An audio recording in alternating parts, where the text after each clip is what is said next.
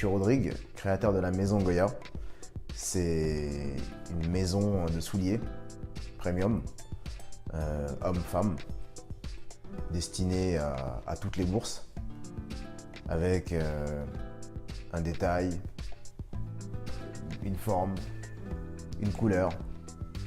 Voilà, Goya c'est ça, c'est des souliers, des sneakers, un peu tout ça. En fait, je suis parti d'un constat, c'est mon propre constat finalement, en tant qu'homme, en tant que client, consommateur. Et j'avais pas forcément tout ce que je voulais ailleurs, dans d'autres boutiques, même chez les grandes marques. Il n'y avait pas forcément le prix ou le style, etc. Et je me suis un peu promis un jour que si j'avais un peu de moyens, j'essaierais d'entreprendre quelque chose comme ça, où c'est ma propre créativité qui est en avant, mes prix à moi, donc des prix que je donne aux gens qui sont susceptibles de plaire. Et donc voilà. Donc ça fait 2 ans et demi que j'ai créé l'activité, un petit peu plus. Les difficultés que j'ai eues dans ce parcours-là, ce sera surtout financièrement, parce que j'ai tout financé finalement en fonds propres, parce que j'ai pas eu les banques derrière. Ils m'ont vu arriver, j'étais pas du métier, j'ai pas fait d'études de stylisme. Donc c'était plutôt ça la difficulté. Après, trouver des fournisseurs, c'était pas si compliqué que ça. Il fallait juste un petit peu d'audace, aller toquer aux portes en Italie, etc. En Espagne aussi, j'ai fait d'abord. En Espagne, mais c'était surtout ça. Après, les gens ont plutôt joué le jeu, ça va. Je dessine comme je peux. Donc, comme je vous disais, j'ai pas fait d'études de stylisme, etc. Mais je sais un minimum dessiner. Donc j'ai dessiné quelques croquis de souliers avec des couleurs, avec mes feutres, mes crayons de couleur. Et j'allais dans les ateliers en Italie voir le modéliste qui faisait un peu la maquette en 3D, etc. À la suite de ça, on faisait le prototype et on lançait le produit. Si le produit était conforme, on lançait le produit. Moi, ce qui m'anime dans cette aventure-là que j'ai commencé il y a 2 ans et demi, c'est surprendre, créer, voyager, puisque c'est un métier où on voyage beaucoup finalement. Il faut qu'on aille voir tel fournisseur en Italie, il faut qu'on aille voir telle fabrique de tissus en Afrique. C'est surtout ça qui me plaît dans tout ça. C'est que c'est un quotidien qui est complètement différent. Autant le lundi tu voyages, le mardi tu es là, tu réponds au téléphone, le mercredi tu réponds à tous tes mails, le jeudi tu fais tout en même temps.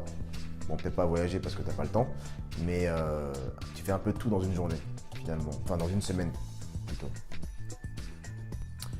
Le regard que je porte sur l'Afrique, c'est, on va dire, pour moi en tout cas, une suite logique. Quand je dis une suite logique, c'est que je suis moi-même issu des 2 cultures, Europe, Afrique.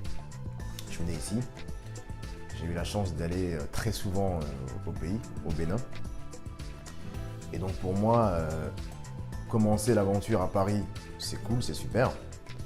Mais j'aimerais tellement, vraiment tellement continuer cette aventure là-bas, quel que soit le pays. Quand je dis continuer l'aventure, ça veut dire fabriquer des chaussures, vendre sur place, sur le marché africain et ailleurs. Mais c'est surtout ce que je viens de vous dire, essayer de monter un atelier de souliers, transformer les matières qui sont sur place, parce qu'on a tout là-bas, on a du cuir, on a du croco, il y a tout plein de matières. Et donc ce serait ça que j'aimerais faire. Et donc pour moi l'Afrique, franchement, comme tout le monde le sait, ça a toujours été, ce sera toujours le continent de demain.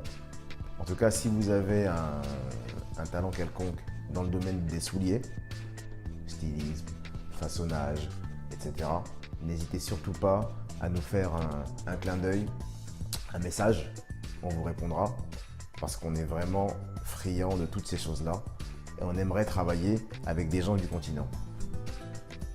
Dans un avenir proche, ouverture d'une ou des boutiques en Afrique, je ne vous dirai pas où, surprise. Mes plus grands challenges, c'est maintenant diffuser Goya, que Goya soit connu de par, on va dire, la France, le monde, puisque maintenant, quand on parle de commerce, on parle de commerce international. Donc c'est ça le plus gros challenge maintenant, c'est diffuser la marque Goya au plus grand nombre. En 3 mots, pour résumer l'entrepreneuriat, ce serait construction, indépendance et partage. Pour ceux qui suivent Je décide d'entreprendre, une mission que j'aime beaucoup, tout particulièrement, je leur dirais que les gars, les filles, prenez votre courage à deux mains, ne laissez personne vous dire que vous ne pouvez pas le faire, vous pouvez le faire. Essayez de vous entourer, posez des questions. Si vous avez même des questions à me poser à moi, n'hésitez pas à m'envoyer des SMS, etc. Je vous répondrai tant que je peux. Mais foncez. Moi j'ai la chance de faire ce que j'aime, essayez de le faire. Ça, c'est gratifiant et franchement, ça vaut la peine. D'ailleurs, petit message pour Fatou, dit Fatou Gabana sur les réseaux. Fatou, à toi, j'ai envie de te dire de ne pas lâcher. Parce que je sais que tu es très dynamique, ne lâche pas, fais ce que tu dois faire, on t'attend. Et si tu as besoin de Goya, de Rodrigue, des conseils, de tout ce que tu veux, n'hésite pas. Alors on peut me suivre sur Instagram, Facebook, et le lien c'est Goya Paris.